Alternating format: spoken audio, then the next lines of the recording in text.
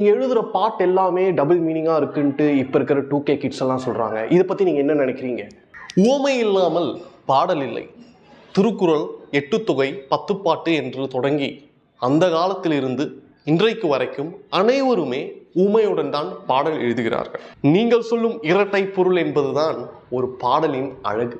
Sir, உங்களை தவிர இது மாதிரி டபுள் மீனிங் எழுதுறதுல அந்த காலத்துல வேற யாராவது ஒருத்தங்களை காட்டுங்க சார் பார்ப்போம்.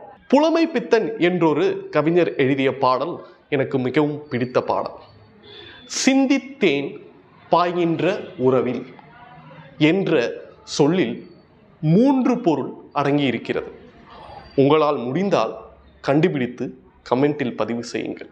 1 புரியுது, 2 புரியுது, அது என்ன சார் 3வது? சிந்தித்தேன் செந்தூர இதழ்களில் சிந்தித்தேன் பாய்கின்ற உறவை.